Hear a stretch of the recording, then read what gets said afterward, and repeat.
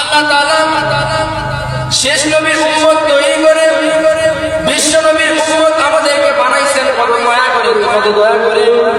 এরপরও আমাদের শেষ নবীর উম্মত হওয়ার পরেও, আমরা শ্রেষ্ঠ নবীর উম্মত হওয়ার পরেও যে মুসা কালিমুল্লাহর উম্মতের মতো আমাদের ঈমান ও শক্তি হয় না, ঠিক না? আপনারা কি চান না যে মুসা কালিমুল্লাহর উম্মতদের কি শান ছিল, কি মান ছিল? সে মুসা কালিমুল্লাহর উম্মতদের থেকে আমরা কি দামি কম? কম না বেশি? সে মুসা কালিমুল্লাহর উম্মতদের কি শান ছিল, কি মান ছিল, কি ঈমানি পাওয়ার ছিল, কি ঈমানি শক্তি ছিল? আমরা যদি তা দেখতাম, তা জানতাম, তাহলে আমাদের এই ঈমানের কথা নিয়ে অনেক অনেক চিন্তা করতাম, ঠিক কিনা? মুসা কালিমুল্লাহর উম্মতদের শান ছিল ফেরাউনের বিবি আসিয়া, তার একজন খাদেমা ছিলেন। কি ছিলেন? খাদেমা ছিলেন। একদিন সেই খাদেমা ফেরাউনের স্ত্রী যখন চুল আশ্রয় দিতেন, কি দিতেন? চুল আশ্রয়। এমন সময় ফেরাউনের স্ত্রীর চুল আশ্রয় যখন চিরুনিটা হাত থেকে নিচে পড়ে যায়, তখন খাদেমা বিসমিল্লাহির রহমানির রহিম বলে চিরুনিটা উঠাইলেন। এরপরে ফেরাউনের স্ত্রী বললেন, তুমি এই চিরুনিটা নিচ থেকে উঠাইলা, ভালো কথা, তুমি কার নামে উঠাইলা, কার নামে এই চিরুনিটা উঠাইলা, সেটা একটু আমি জানতে চাই। তখন খাদেমা বললেন, তোমার খালিক আমার মালিক, যিনি তোমাকে সৃষ্টি করেছেন, যিনি আমাকে সৃষ্টি করেছেন, এই মূল কায়নাত বিশ্বব্যাপী সব কিছু সৃষ্টি করেছেন, সেই মহান মালিকের প্রতি আমি দোষ করলাম, সেই মালিকের নামে আমি এই চিরুনিটা উঠালাম। বলেন না সুবহানাল্লাহ। তখন বিবি আসিয়া বললেন, আবার কোথা থেকে মালিক আসলেন? আমার মালিক একজন ফেরাউন, আমার সৃষ্টিকর্তা একজন ফেরাউন। বলেন আলহামদুলিল্লাহ। তুমি কি সেই ফেরাউনকে খোদাইত্ব স্বীকার করো না? সেই ফেরাউনকে তুমি খোদাইত্ব মানো না? তখন সে খাদেমা বললেন, আমি এক নম্বর আল্লাহ তাআলার প্রতি বিশ্বাস রাখি, আমি জানি তার প্রেরিত রাসূল হলো মুসা কালিমুল্লাহকে। মুসা কালিমুল্লাহ। আমার বিশ্বাস থাকা অবধি আমি একজনকে ঈমান আনবো, একজনের কাছে এসেছি। দ্বিতীয়ত আমি ফেরাউনকে খোদাইত্ব মেনে নিব না। তখন বিবি আসিয়া রেগে গেলেন।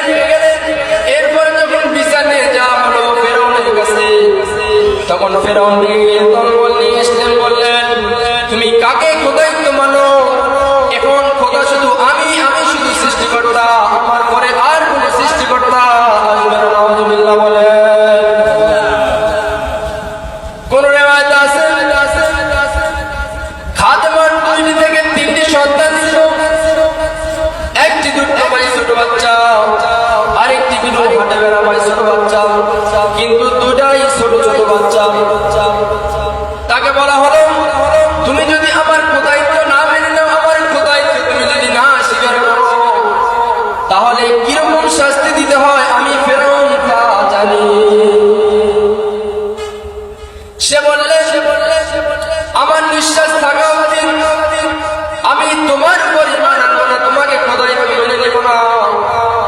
আমাকে যদি পিটতে পিটতে মারে ফেলাও, তারপরেও আমি আল্লাহ তাআলাকে বিশ্বাস ছেড়ে দেব না। মুসা কালিমুল্লাহর মধ্যে শান ছিল, কি মান ছিল, ঈমানি কি পাওয়ার ছিল। আজকে আপনাদের আমাদের কি ঈমানি পাওয়ার দেখেন।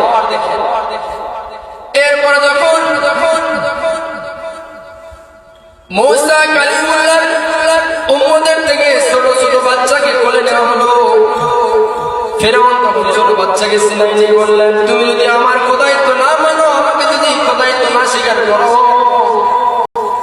তাহলে এই দুধবাই ছোট ছোট বাচ্চা আমি তেলের মধ্যে ছেড়ে দিব।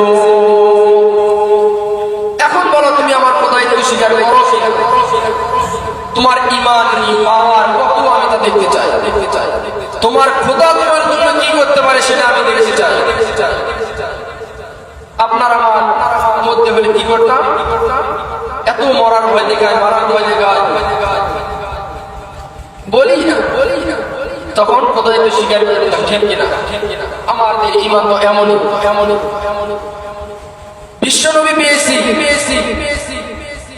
বিশ্বনবীর উম্মত হতে পেরেছি, শ্রেষ্ঠ নবীর উম্মত হতে পেরেছি, শ্রেষ্ঠ উম্মত হতে পেরেছি। তারপর আমাদের যে ঈমানের পাওয়ার নাই, যে আমাদের ঈমান নাই, সেটা ছিল বিশ্বনবীর উম্মতের চেয়ে বেশি ছিল মুসা কালিমুল্লাহর উম্মত। জানেন?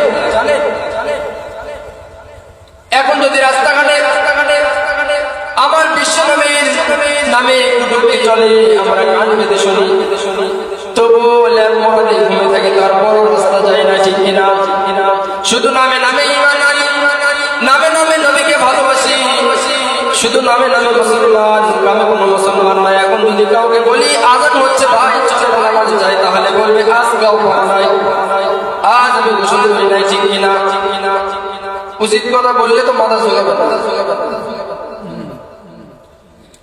কিছুদিন আগে বললাম এক ভাইকে, ভাই চলেন নামাজের দাওয়াত, আপনি একটু আমার সঙ্গে নামাজটা করে যান।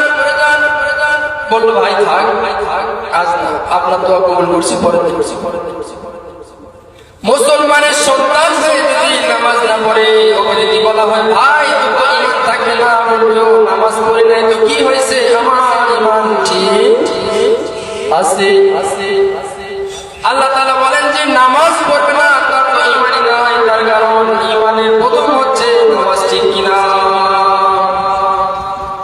যারা নামাজ পড়ে না, হজ করে না, যাকাত করে না, তারপরেও তাদের কি অবস্থা বলে ঈমান ঠিক আছে? ঈমান নবীর উম্মত হতে পেরেছে, নবীর উম্মত দাবি করে, কিন্তু নবীর সুন্নাত নাই। দেখবেন অনেকে দাড়ি নাই, লম্বা লেবাস নাই, নবীর সুন্নাত তরিকে জীবন যাপন নাই, কখনো নবীর সুন্নাত কি জানে না। এরপরও যে দাবি করে আমি নবীর শ্রেষ্ঠ উম্মত, জান্নাতে যাওয়ার আশা করি, কেমন মুসলমান তুমি, কেমন মুসলমান, কেমন মুসলমান তুমি, কেমন মুসলমান, নামাজের সাথে নাই পরিচয়, মানো না কোরআন, নামাজের সাথে নাই পরিচয়, মানো না কোরআন, তুমি কেমন মুসলমান, ঠিক কিনা? তুমি নবীর উপর দাবি করো, সুন্নাহ মানো না, নবীর অপমানে তোমার হৃদয় কাঁদে না। তুমি নবীর উপর দাবি করো, সুন্নাহ মানো না, নবীর অপমানে তোমার হৃদয় কাঁদে না। তুমি বিজাতীয় সংস্কৃতিতে শুভেচ্ছা কোরআন, তুমি বিজাতীয় সংস্কৃতিতে শুভেচ্ছা